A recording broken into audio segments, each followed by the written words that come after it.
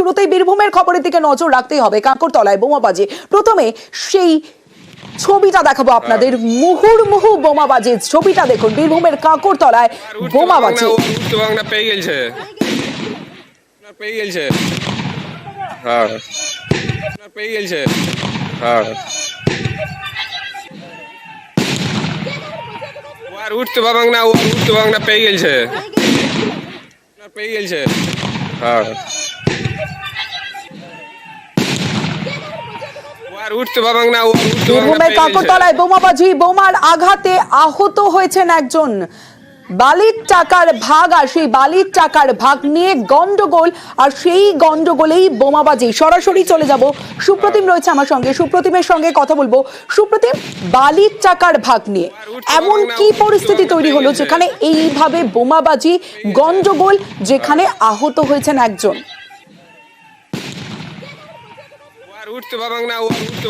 একদম, দেখো সেটা হচ্ছে যে বীরভূমের এই কাঁকরতলা এলাকার এই যে জামালপুর, এটা এই যে জায়গাটা, সেটা হচ্ছে বীরভূম আর বর্ধমানের একদম মধ্যবর্তী যে অজয় নদী রয়েছে, সেখানে কিন্তু বালি যে ওঠে, সরকারি টেন্ডার প্রাপ্ত ঘাট, এবং সেখান থেকে বালি নিয়ে যাওয়ার সময় যে ট্রাক, সেই ট্রাক যে গ্রামের ভেতর দিয়ে যায়, সেখান থেকে গ্রামবাসীরা কিন্তু ট্রাকদের থেকে একটা টাকা নেয়, এবং এই টাকাটাকে, যেটাকে গ্রামের ভাষায় বলে 16 আনা ভাগ, এবং এই ভাগের টাকা কোথায় যাবে, কি হবে, কারা কারা পাবে, অর্থাৎ এইটা নিয়েই কিন্তু সমস্যার সূত্রপাত। দীর্ঘদিন ধরে এই সমস্যা চলে আসছে, এবং আজকেও সকালে যখন এই সমস্যার সূত্রপাত হয়, তখনই কিন্তু নতুন করে সংঘর্ষের সৃষ্টিপাত হয়, এবং সেখানেই কিন্তু বোমাবাজি হয়, এবং এই বোমাবাজির জেরে কিন্তু প্রায় একজন আহত হয়েছে, তাকে দুর্গাপুরের একটি হাসপাতালে ভর্তি করা হয়েছে, এবং সঙ্গে সঙ্গে কাঁকরতলা থানার পুলিশ ঘটনাস্থলে আসে এবং গ্রামের মধ্যে তল্লাশি চালিয়ে এই ঘটনায় মোট 9 জনকে আটক করা হয়েছে। তবে গ্রামে কিন্তু এখন উত্তেজনা রয়েছে এবং পুলিশি টহলদারিও রয়েছে। বেশ, সুপ্রতিম।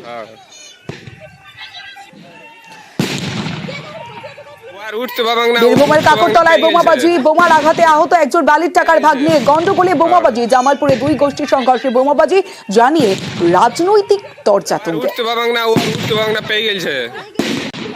ভাগ বাটোয়ারা নিয়ে যে আজকে তোলাবাজি নিয়ে যে আজকে দুর্নীতি, এবং সেটা নিয়ে আজকে এই বোমবাজি এবং বোমবাজিতে একটা মানুষের পা উড়ে যাচ্ছে। ধিক্কার জানাই তৃণমূল কংগ্রেসকে। আজকে কোথা থেকে বোম এলো, কিভাবে আজকে বোমবাজি করা হলো, প্রশাসন কি ভূমিকা আজকে পালন করেছে আমরা জানতে চাই।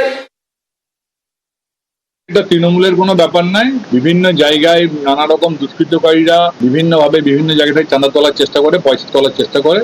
প্রশাসন সক্রিয় আছে, এটা দলের কোনো ব্যাপার নাই। এটা হয়তো কোনো গোষ্ঠী, কোনো লোক, হয়তো কোনো ক্লাব হতে পারে বা কোনো ছেলেরা হতে পারে, তারা হয়তো ওই টাকাটা তুলতে গিয়েছিল, সেই নিয়ে হয়তো বিরোধ হয়েছে। যারা এই ব্যাপারে যুক্ত ছিলেন, পুলিশ নিশ্চয়ই তাদের বিরুদ্ধে ব্যবস্থা নেবে।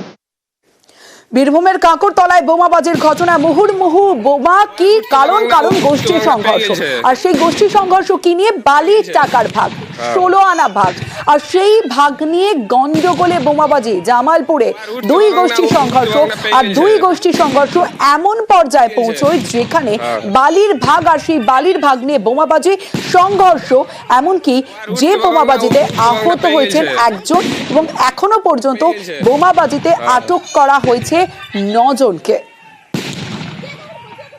উঠতে পারবাং না, উঠতে পারবাং না, পেয়ে গেছে, পেয়ে গেছে, হ্যাঁ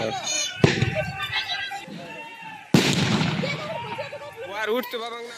বীরভূমের জামালপুর, তারপরে এবার বীরভূমেরই আরো একটি জায়গার খবরের দিকে নজর রাখবো। রামপুরহাটে, সেখানে উদ্ধার বিপুল বিস্ফোরক, 320 ব্যাগ অ্যামোনিয়াম নাইট্রেট উদ্ধার করা হয়েছে।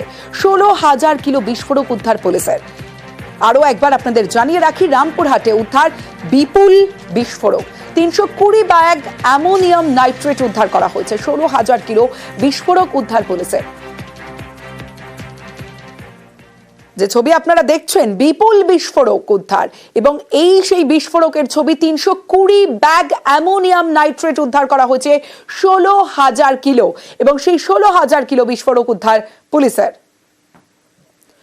অক্ষয় রয়েছে আমার সঙ্গে, অক্ষয় ধীবর, অক্ষয়ের সঙ্গে কথা বলবো। অক্ষয়, প্রশ্ন হলো যে এই বিপুল পরিমাণ বিস্ফোরক কোথায় নিয়ে যাওয়া হচ্ছিল, কেন রাখা হয়েছিল, কারা এর সঙ্গে যুক্ত, এখনো পর্যন্ত তদন্তে কি উঠে আসছে?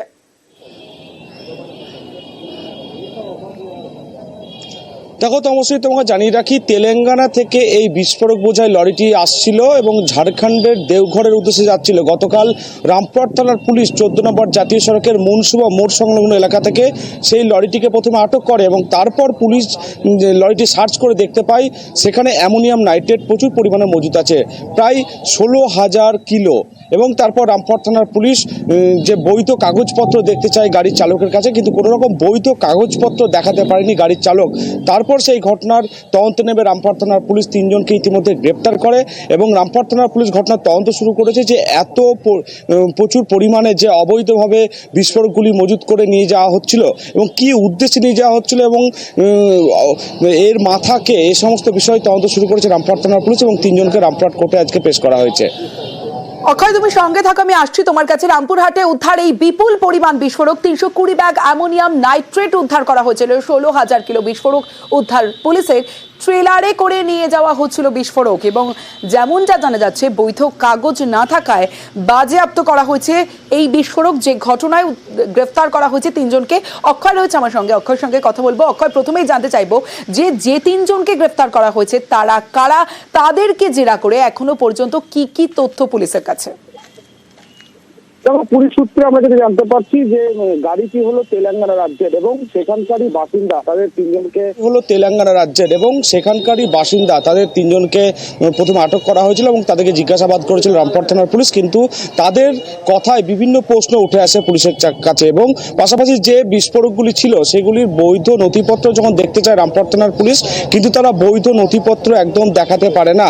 সেই কারণে রামপুরহাট থানার পুলিশ তাদের গ্রেপ্তার করে এবং সেই অবৈধ যে বিস্ফোরকগুলি সেগুলি বাজেয়াপ্ত করেছে রামপুরহাট থানার পুলিশ এবং তাদেরকে নিজেদের হেফাজতে নিয়ে রামপুরহাট থানার পুলিশ আরও জেরা করতে চায়। তার কারণ যে তেলেঙ্গানা থেকে যে বিস্ফোরকগুলি আসছিল সেখানে যে ঝাড়খণ্ডের দেওঘরের এলাকায় যে নিয়ে যাওয়া হচ্ছিল এবং কোথায় নির্দিষ্টভাবে নিয়ে যাওয়া হচ্ছিল এবং কী কারণে এত পরিমাণ বিস্ফোরক মজুদ রাখা হয়েছিল সেই নিয়ে তদন্তে নেমেছে রামপুরহাট থানার পুলিশ এবং তাদের জিজ্ঞাসাবাদ করবে এবং আজকে কোর্টে পেশ করা হয়েছিল এবং নিজেদের হেফাজতের আবেদন করা হয়েছে পুলিশের তরফ থেকে। বেশ অক্ষয়, বালুরঘাটে আত্রাই নদীর বাঁধ ভাঙার তদন্ত। বাঁধ ভাঙার কারণ খুঁজতে তদন্তের নির্দেশ রাজ্যের। নদীর গতিপথ বদলেই বাঁধ ভাঙার অনুমান। ইতিমধ্যে ক্ষতিগ্রস্ত অংশ রক্ষণাবেক্ষণ শুরু। গত বছর 11ই জানুয়ারি বাঁধের উদ্বোধন হয়। চাষের সুবিধার জন্য আত্রাইয়ের বুকে বাঁধ তৈরি হয়, কিন্তু 1 বছরের মধ্যে নদী বাঁধ ভাঙছে। গতকালই এই খবর আমরা দেখাই এবং তারপরে আজ যে আপডেট আমরা পাচ্ছি নদীর বাঁধ ভাঙা তদন্ত। বাঁধ ভাঙার কারণ খুঁজতে তদন্তের নির্দেশ রাজ্যের। নদীর গতিপথ বদলেই বাঁধ ভাঙার অনুমান। ইতিমধ্যে ক্ষতিগ্রস্ত অংশ রক্ষণাবেক্ষণ শুরু। গতকাল আমরা দেখেছিলাম আত্রাইয়ের বুকে সেই বাঁধের একাংশ ভেঙে বিপত্তি, আতঙ্কে নদী পাড়ের বাসিন্দা। গতকাল কি দেখিয়েছিলাম দেখুন।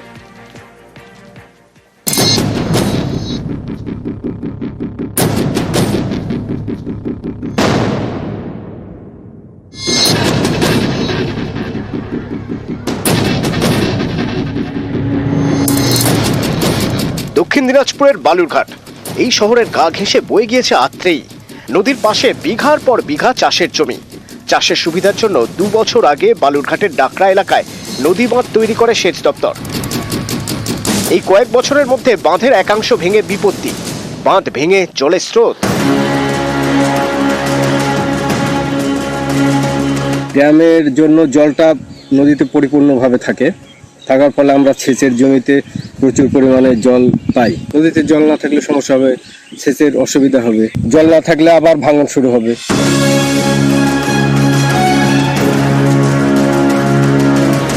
রবিবার রাতে বন্ধ ছিল বাঁধের স্লুইস গেট, সেই সময় বিপত্তি।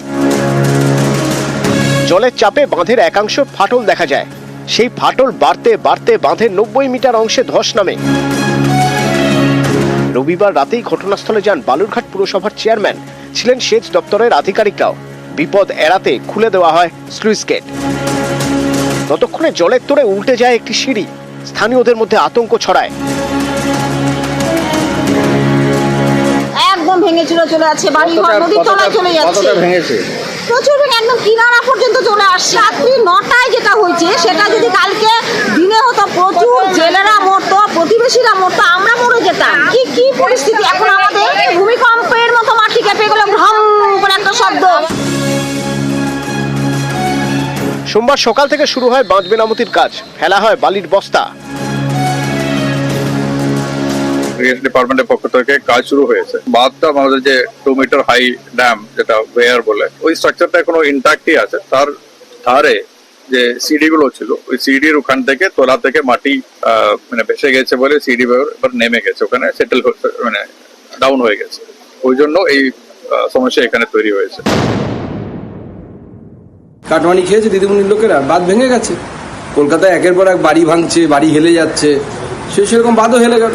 ড্যামের কোথাও ক্ষতি হয়নি, ড্যামের সঙ্গে লাগোয়া যে সিঁড়িটা, সেই সিঁড়িটা ক্ষতিগ্রস্ত হয়েছে। আমার মনে হয় উনি এইসব কথা বলার আগে এখন ভেবেচিন্তে বলা উচিত। বালুরঘাট থেকে অনুপ সান্যাল, নিউজ 18 বাংলা।